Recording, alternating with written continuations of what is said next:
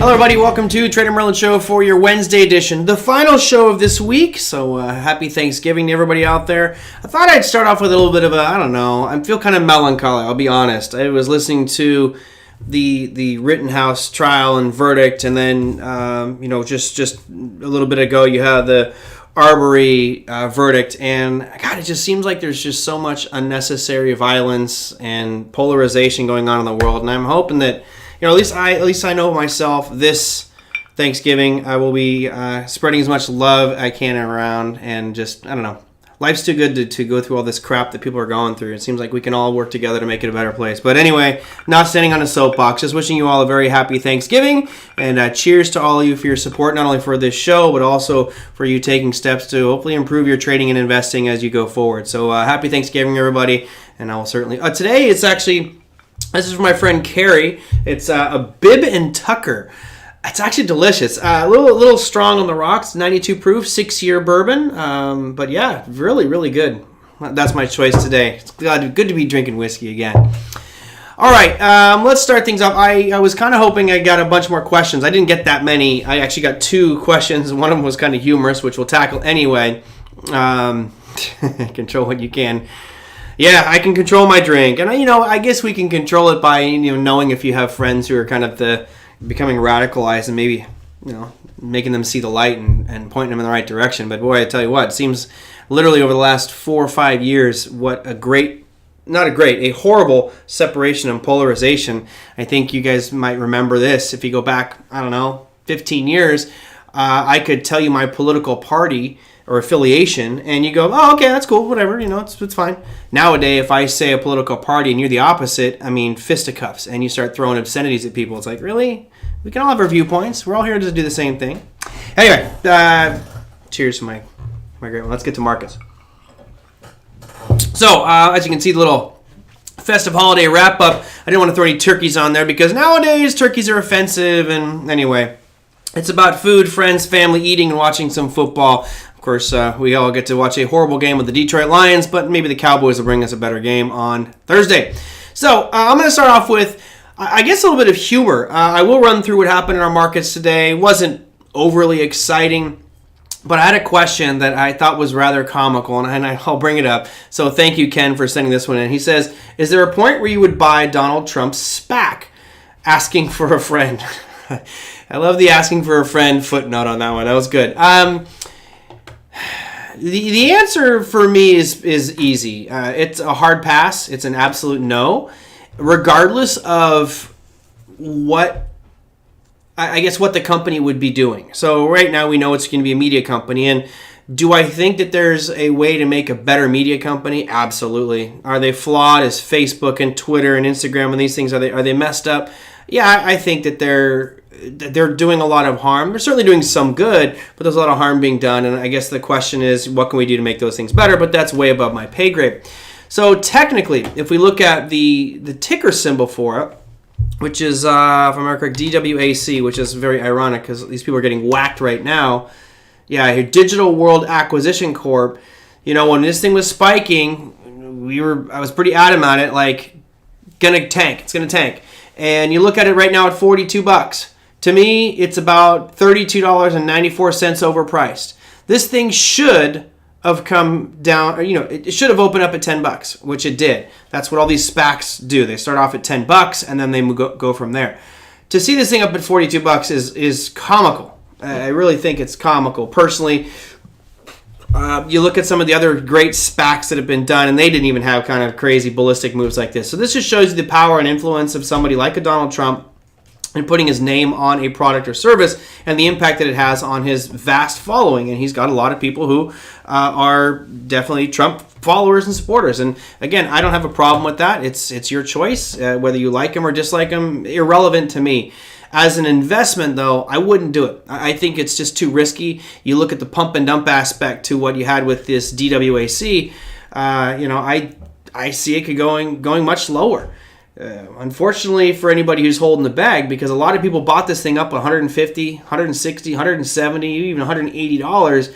I don't think you'll ever see those prices again. All right, so So that's my answer to that one. Pretty simple and easy. I wouldn't touch it. You know, I took a flyer. I took a chance on BKKT, as you guys know, and that was enough for me. You know, I don't really want to mess with SPACs. I think that they're flawed. I did a show, a year and a half ago talking about are they, good or evil.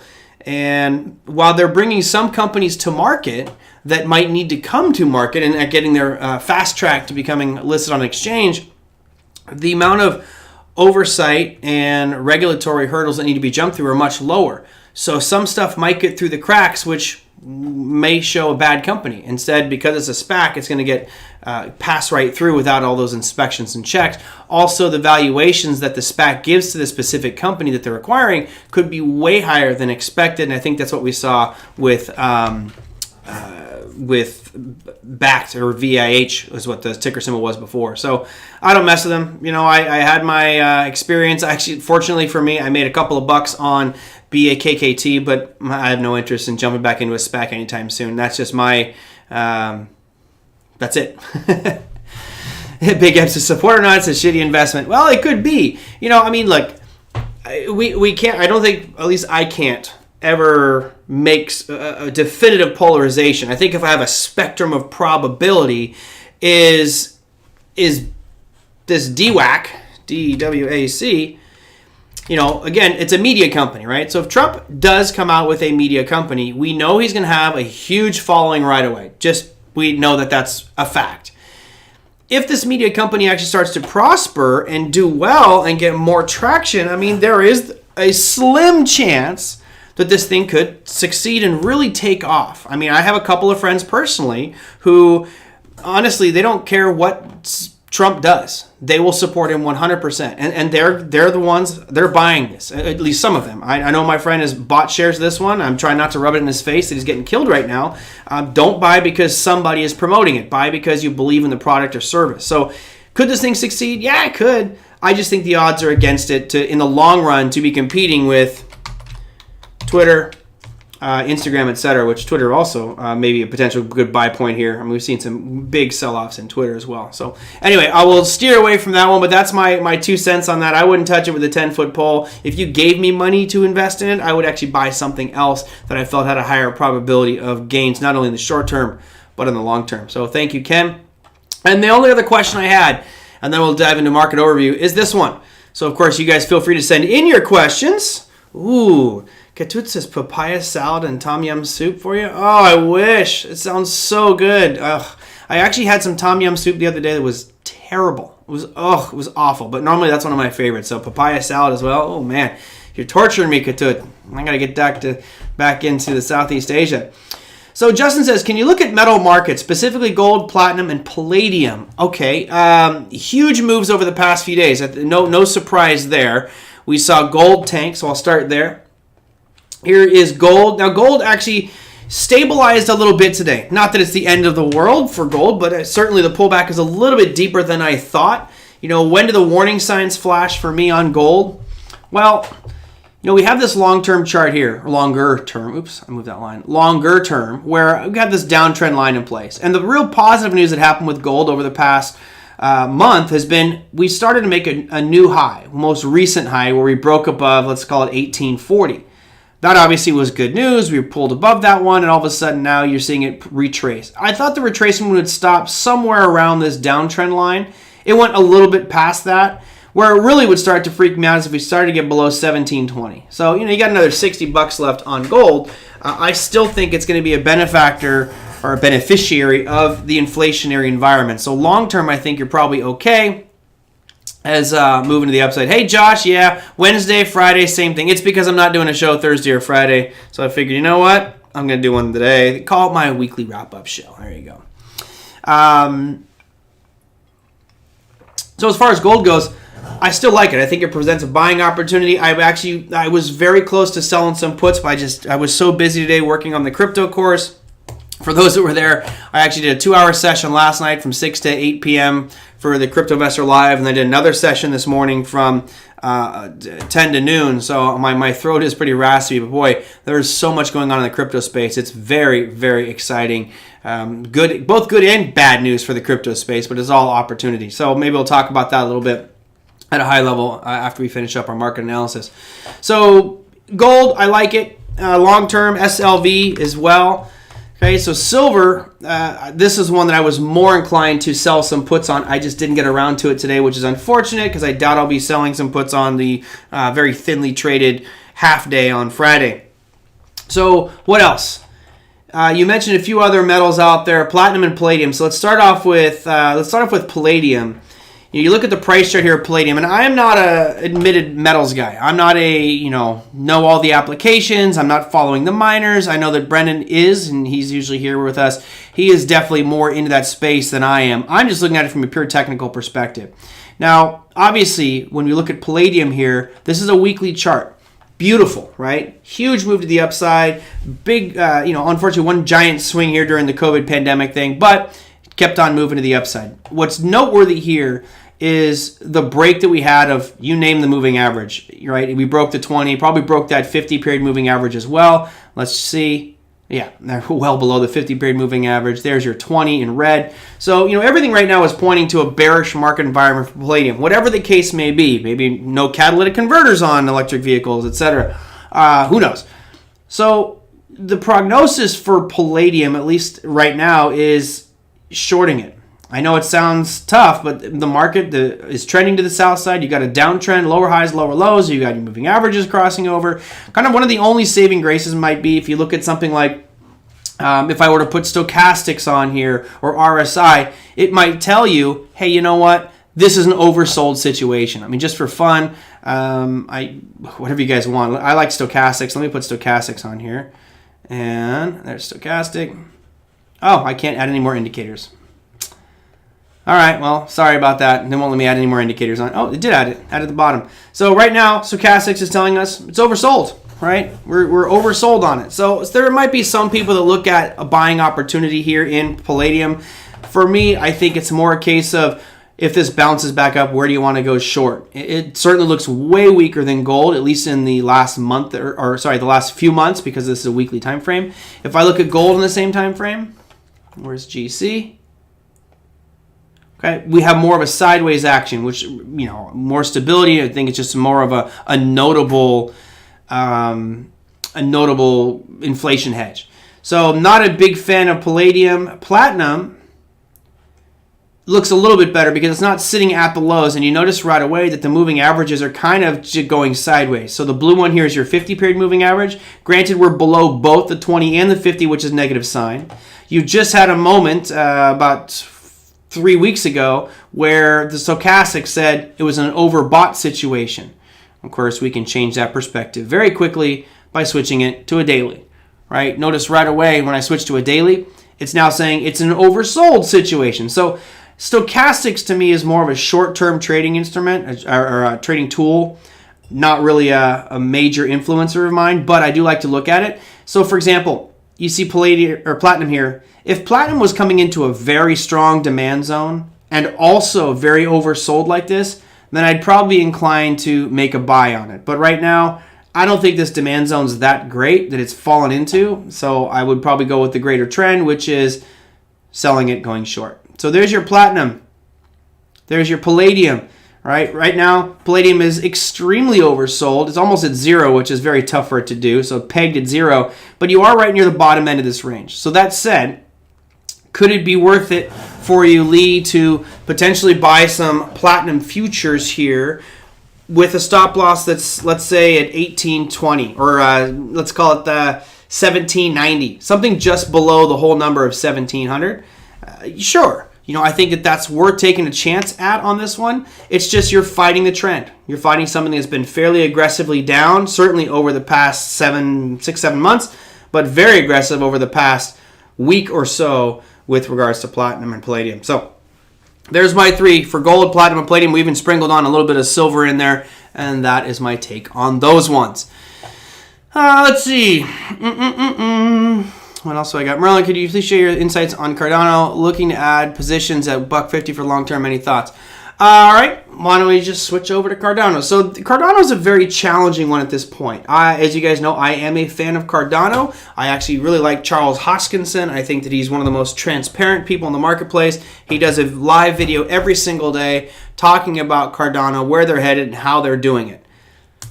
Sounds great, but they are moving very slowly. So if you look at the price chart here of Cardano, I'm long. I have a good position in Cardano. But what's this price telling us? This is actually a very ugly chart. I don't think I would want to add anything to this position right now. I actually would be thinking you're looking more at potentially shorting it if you can, right, Siraj? Look at lower highs, lower lows, moving averages are down. Granted, stochastics say it's oversold, but where's your next big area of demand on this daily? Well, I don't know, maybe somewhere right around here, right? Which, if I put some lines around that, is going to be roughly $1.48. So $1.48 might be where the next potential buy point would be, but it doesn't look good. And I'm not really feeling confident with their development. Really, for these things to succeed, whether it's Cardano or Solana or these different projects, what they have to do is they have to get people using their platform. And while Cardano does have a cult-like following like Apple, they just don't have that much, I feel, community to push this thing even higher. So, I don't know. I'm pretty disappointed on Cardano, to be honest. I actually thought we'd be up in the $5-6 range now, but it just keeps on drifting down. Not exactly sure why that is, but that is in fact the case. So, maybe if it gets down to $1.40, I'll look at potentially adding some. But I think personally, I have enough right now with regards to my Cardano in my portfolio. PBJ, is it an OTA course? Yes, it is an OTA course. I think I actually showed you guys this one. If you go to tradeacademy.com/crypto. This is a free class for anybody, right? For anybody. And then you have family and friends, you want to have a basic understanding of crypto.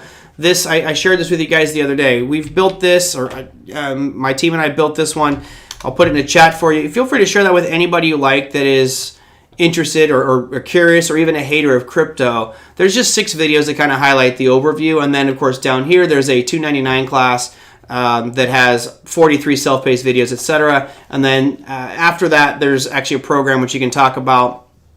Oh, Brandon, bite your tongue.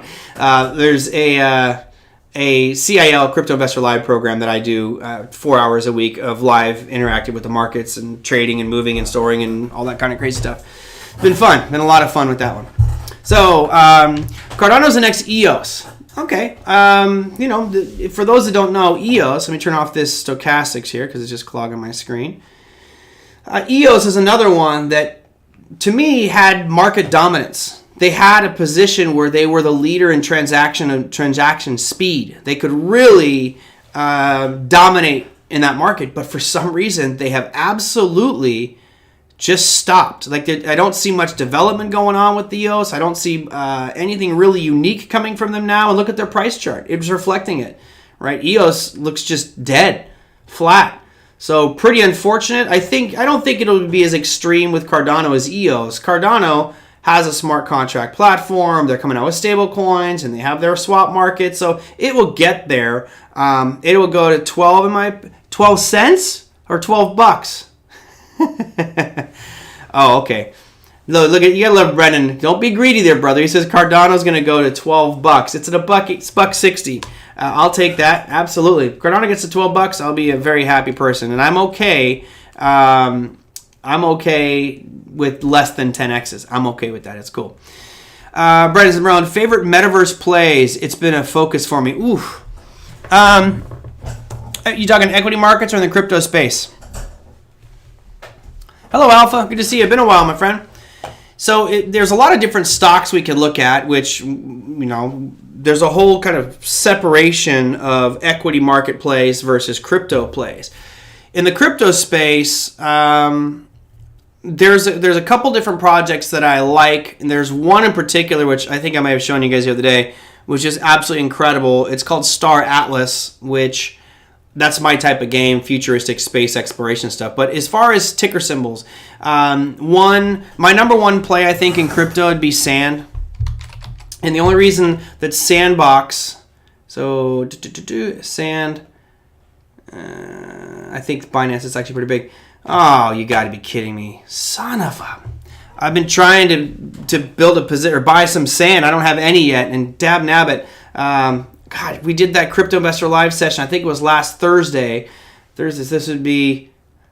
Oh, man. It was back when this thing was at $3. So, I can't believe it. Damn it. I think Sandbox is pretty cool. And the reason that Sandbox is so great is what they're doing as far as bringing in influencers and community to help build around their project. It doesn't look much different than Decentraland.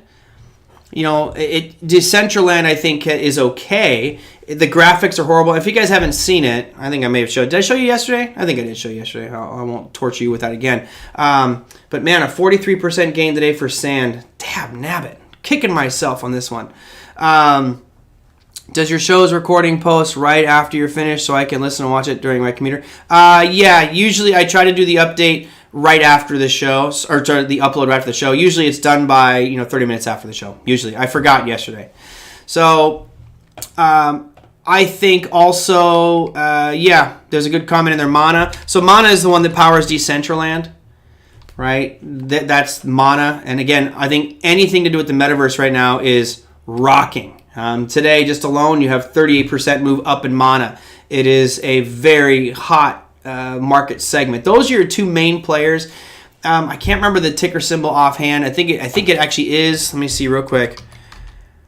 Did I show you guys yesterday the Star Atlas? I think I may have. I'm losing track because I've done so many different sessions for different people. Did I show you Star Atlas? You guys tell me yes or no. My plot of land in Sandbox is up 10x. Yeah, awesome, Brandon. I was actually been looking at buying land in Decentraland and in the Sandbox, but it's just a little bit too expensive. I don't know. And that's the challenge. It seems too expensive, but it just seems to be getting more and more later. I think it's Atlas. ATLAS is the name of the cryptocurrency. So here is another one. Star Atlas. All right, so Star Atlas, here's the last 3 months in Star Atlas. It's actually been chopping sideways, not doing much. Did I show you guys Star Atlas? Let me know. Yes or no? Because if not, I'll show you a really quick trailer. This might blow your mind at the graphics. So for example, I'll show you Sandbox, right? Sandbox game. The graphics are horrible. It's pixelated. It's like Minecraft, right? It looks like Minecraft. It's just kind of shady, and whatever. It's cool. But you can do a ton. There's concerts. There's shopping. There's a whole world map. You look at Decentraland. Here's Decentraland, and I actually play Decentraland. Let's see. Hopefully I don't have to input my password. It should be logged in. But Decentraland looks pretty much the same, right? Awesome. All right, I'll show you guys Star Atlas here in a second. And I want you to notice the graphics, the difference in graphics on these. This is going to be easier for companies to produce because it's just such low resolution. It's not that hard to create the graphics. But I'll log you in here, and this is my character. Let's see. Come on. Okay, great. Reload. So while I reload that one, I want to go to YouTube and just show you Star Atlas. It's going to be Atlas trailer. All right, I'm going to let this play. It's only 1 minute and 45 seconds, but I just want you to see how epic these graphics are. And I'll be quiet so you can hear the audio.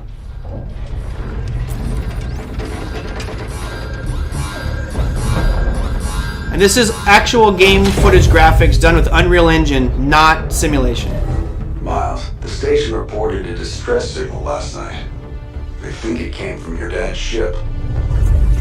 The signal, it came from past the outer ring. How is that even possible? His ship has been reported missing for 20 years now. Pretty sure he's not coming back.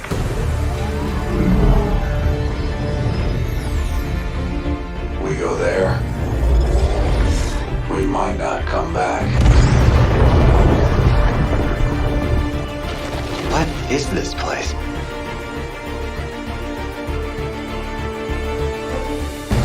This is going to change everything.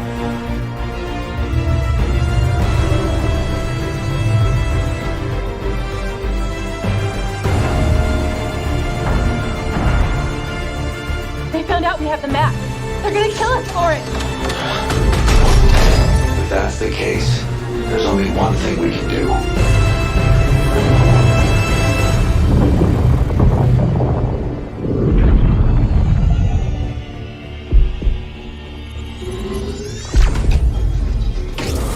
right, sorry, it was a long one, but it's crazy. Let me set the stage because I'm a fan of the Metaverse. I think it's pretty amazing. This one's called Star Atlas, but those graphics are unreal, and I love space-type games. Here's where I think we all need to think of potential investment opportunities in the Metaverse, because this is where a lot of money is going to be going. So most of you have professions. You're working either full-time, part-time, trading is your profession, whatever the case may be. That's your way to generate income streams, right? Let me throw this out at you because I was watching an interview with the guys that designed Star Atlas, and I was like, are you kidding me? How cool is this? In this game, it's like all games. You build skill sets, right? So let's say, for example, you want to be a fighter. Well, you can buy all kinds of aircraft. You can upgrade that aircraft, but you have to get money to build all this stuff. Then, let's say I'm not in the combat mode, but I'm one of these guys that I am going around from planet to planet, and I'm harvesting materials. I'm getting steel and aluminum, all kind of rubbers, whatever you need. Rubbers, that sounded kind of weird, didn't it? But different materials to fix your aircraft. So you go out and get in battles. You come to me, and I am the guy that you go to fix it. And you literally pay me in Atlas tokens, which I can convert through a swap site into US dollars. So now my job literally is a spacecraft repairman in Star Atlas, and I can earn money doing this. Like legit, real currency. I remember as a kid, I used to play like Atari 2600. My mom would kick my butt and go play outside, do something. Nowadays, as a parent, you're like, you sit down in that chair and you fix aircraft and make some money today, damn it. It's crazy. To me, this is definitely kind of futuristic in which to go. Brendan says, anybody know which chain Star Atlas is built on? Take a guess.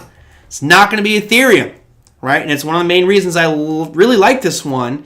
It's done on Solana. Now, I'm not 100% sold that Solana is the answer, but as far as doing speeds, liquidity, and transaction fees, Solana is great. Way better.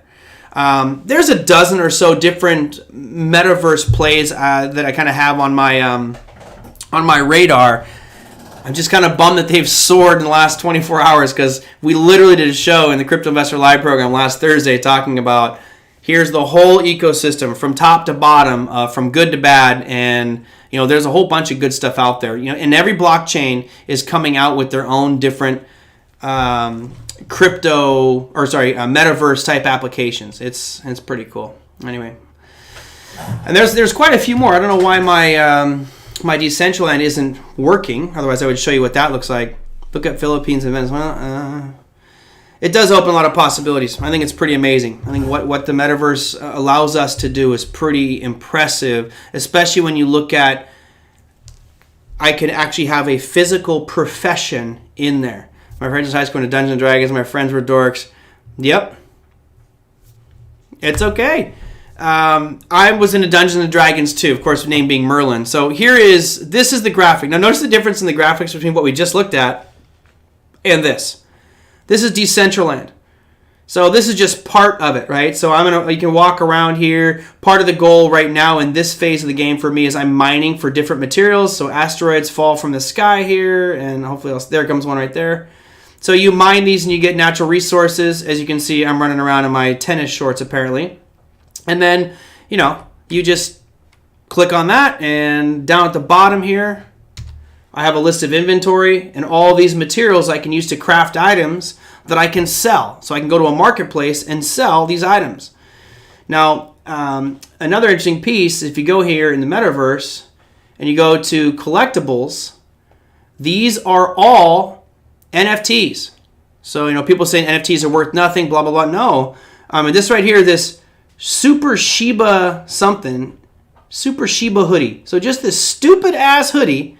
There's 10,000 of them. It's going for 5,000 Polygon tokens. Crazy. It's like, why would you ever want that? I mean, someone's making a ton of money here, but I can create items in Decentraland and sell them. You can sell beanies, once you get the right materials, and you can start to earn money. I haven't done it here, GD. I'm just doing high level. I did it much more in depth in the Crypto Investor Live program, and I kind of feel bad. I'm saving the heavy nitty gritty details for the CIL. Just because that's like one of my professions now. Yeah, I know. I already did one, but I did it for my crypto program. So anyway, I thought this is kind of cool. Now check this part out. When I go out of here and I click done, there's this map. Just so you get an idea, this is huge. So I can go all over the place. There's Vegas Plaza, and all of these little squares here, you can buy them. I can click on this one right here. There's an untitled scene there. Ultimately, what they'll do is they will build out different things. There's Decentraland University. You can go and learn. You can go study. There's all kinds of different things that you can do. It's pretty interesting. Let me see. I always forget where the center is. It's so big. I mean, there's so much. So all of this, who knows if they'll just keep growing it out. But, I can jump around to different areas. So let's say I want to go to Genesis Plaza, right? Genesis Plaza is where this whole game, you start off.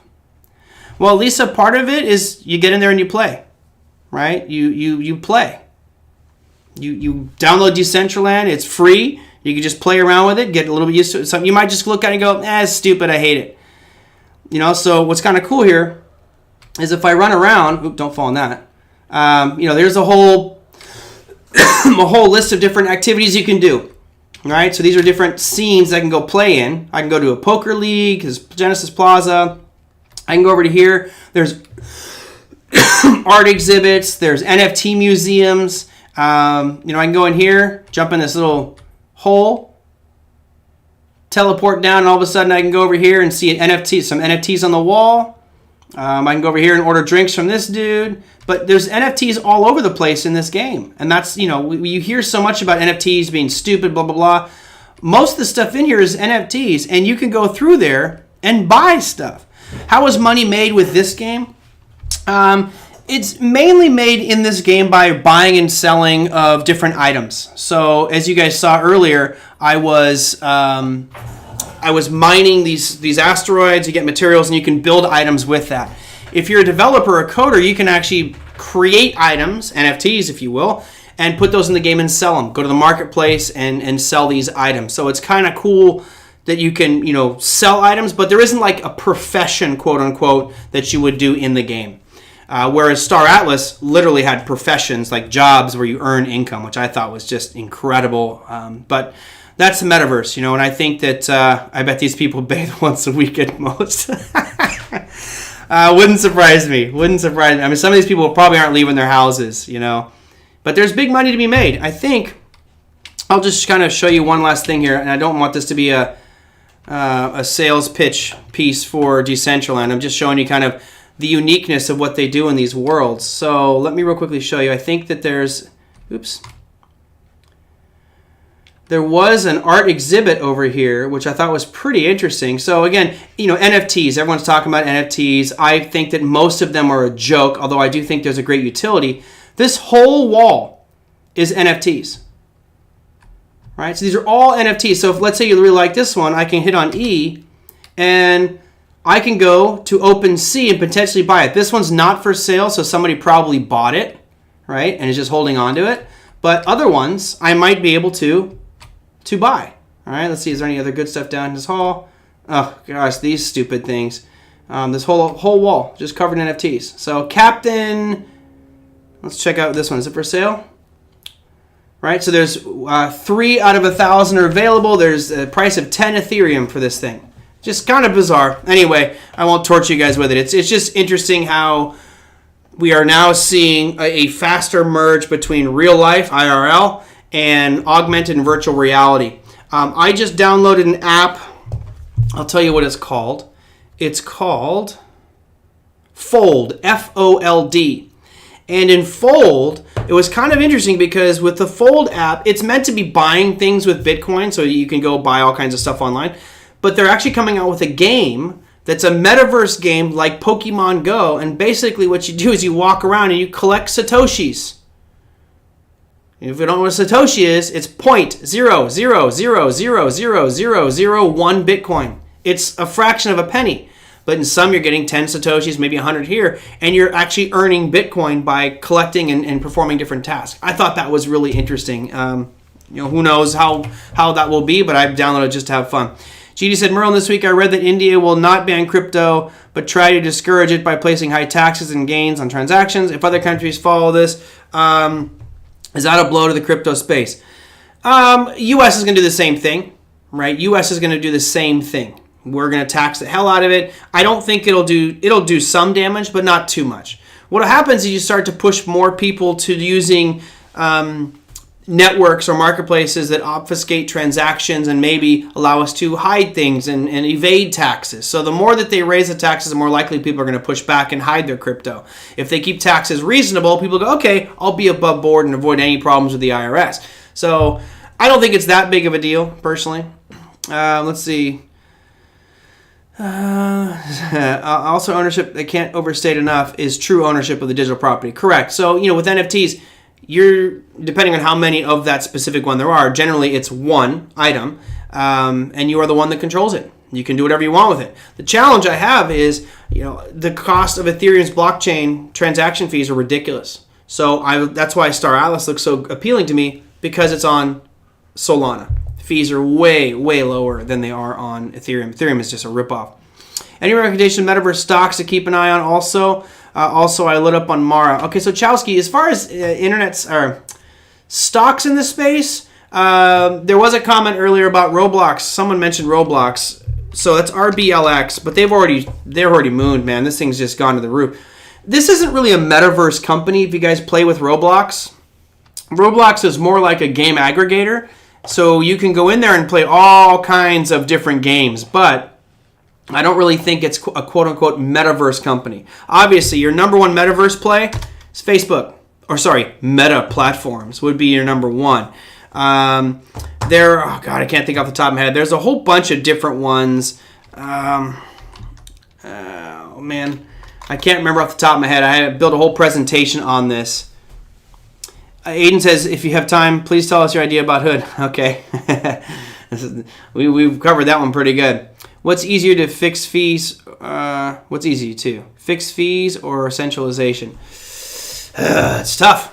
I think it's actually easier to start with the fee structures. That's a good question. The point is, Brandon's making is the fees on Ethereum are incredibly high, but they are decentralized. Solana is centralized, but their fees are unbelievably low. So what Solana is doing is they're building up the infrastructure to a point, and once that point is achieved, they will now work to decentralize. So I think it's easier to go to decentralize something than it actually is to fix the fees. Well, actually, for me, fixing the fees is easy. You just go into the code, change the code, and it's done. But all right, well, we'll see. We'll see, Brendan. It says Solana's going to end up like Binance Smart Chain, which is now a lost cause. We'll see. You never know. It's got some big money behind it. No, Chesky says, I used to play Roblox. Should I go back to playing it? No. It's not good compared to the other stuff. I mean, I can show you guys here. Let me open it up. Here's the Roblox player. So here is an application you download, and you just notice these are all just different games that you can play inside of Roblox. So it's I'm sorry. I'm not showing my screen. Or am I showing my screen? I'm not sharing my screen. There we go. So here's the Roblox platform. And this, again, is just all the different stuff that you can play in there. I don't know if I'd necessarily call it a metaverse. It's just a game aggregator. And, some of them are kind of silly. I guess I can go to, welcome to Bloxburg. All right, so you go in here. Oh, I have to pay to play this one. So some of them you have to pay with specific tokens. Most of the ones I've been playing have been free, and I just kind of been doing it for fun. Recommended for me. Let's do a singing game. Removal plus Taekwondo. 200. Again, more I have to pay, and I don't have any credits, so I'm not paying anything on this one. But there are a few games you can play for free, but it's just, I don't know. It just seems to me like it's just a game aggregator, that's all. All right, I'd have to think a little bit harder. There actually is a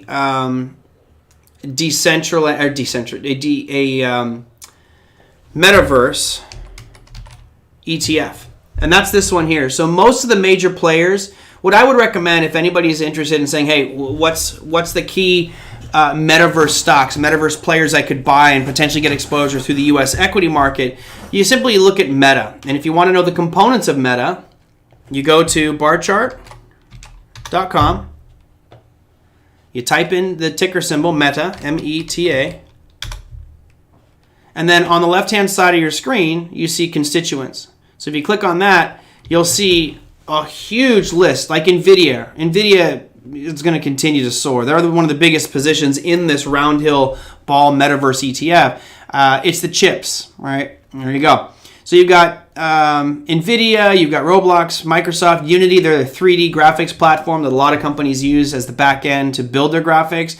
Facebook, Autodesk again, CAD drawings. Amazon, because they're just going to throw money at it. Apple, you got Snapchat, Matterport, Fastly. I think Fastly is an interesting play because they are basically cloud-based computing and allowing for faster transaction speeds. You got your CoinDesk, Cloudflare, etc. But this will give you an idea of some of the players in that space, so you guys can check down. Maybe I'll do a show just specifically on the stocks in that space as opposed to the deep dive in the crypto ones. All right. Does Essentialon offer gray silver hair? Asking from. Funny you should say that. So let's go and look at myself. So and again, it looks nothing like me. You can be anything you want. I actually do this thing here where you go to your profile, and if you click your backpack, I just hit randomize. Hey, Brendan, it kind of looks like you. That doesn't look like Tom at all. So, you can randomize it, but I can also go in here and go to the body. Go to the head. You want to change your hair color. We can go hardcore gray, as Tom is, and get rid of those eyes that just looked way too creepy. Is that a little bit better for you, Tom? No, better. So there you go. You can change anything you want. You can change your tops. You can change your bottoms. There's all these different clothes, and then there's stuff that you buy. So anyway, I'll randomize it just for fun because I get away from my... There you go. That's me right there. I look like I'm standing up sleeping after a soccer game. So there you go. Yes, you can change your character. You need to also consider Sandbox game is meta. Yep, the token is also going to the moon. Yeah, it is. It's soaring. So, and again, I think there's plenty of opportunity in the space. It's just, man, as that ship sailed too far too fast, do we get a pullback? I'm kind of hoping for the pullback. I really am. Do you think Bitcoin and Mara are setting itself up for a run after the holiday? I don't know if I would say they're setting themselves up for it. Right now, all of a sudden, there's a lot of external pressures to me that make me a little bit nervous for crypto over the holiday season. Everyone's really thinking we're going to moon this holiday. Keep your eye on the regulatory stuff. There's some, we talked about it today. I won't go in depth here, but today in the Crypto Investor Program, we talked about some of the stablecoin issues, and there's some big stablecoin issues which threaten the entire stability of the crypto markets. And that could come into play here as the year ends. I think it'll probably be more of a play probably Q1 or Q2 of next year, but definitely one of the bigger challenges the markets are going to face with stable coins and their interactivity and how we deal with those. Normally we see a rally over Christmas in Bitcoin and others. So I'm still holding long. My portfolio will probably change next year. Once we get into Q1, I will be making some adjustments and most likely unloading some positions just because of, changes going on in the industry. Any pullbacks are a buy? Well, if it's working, it's working. All right. Yeah, that's the guy I keep away from my kids. Okay, fine. I got to change that. I can't have my player look like the creeper that wants me to keep away from their kids. Is this one any better? I don't think I'd ever wear that. So how about a kilt? I'll throw a kilt on. Ooh, is it like a tank top? That'll look extra creepy. Oh, there we go. I'll wear a Pride shirt and a kilt. That's my outfit for the day. Oh, boy. Adam, could you give us your thoughts on Sierra? Also, what do you think about Render? Buy at $4 to $5. Man, yeah. Oh, I'm killing myself. Render token. This has been a big one for me. A big one that I'm irritated. I didn't buy Render coin. I knew about it. I just didn't know the scope of what they were doing. And then I watched some videos and was like, I got to get some. And all of a sudden, it went from $1 to $9 in a period of 30 days. Unbelievable run there. I am looking to buy some Render. You can see my little box here. Somewhere down in the 4 to 450 range would be where I'm looking to buy it at. I don't know if it's going to get down there, honestly.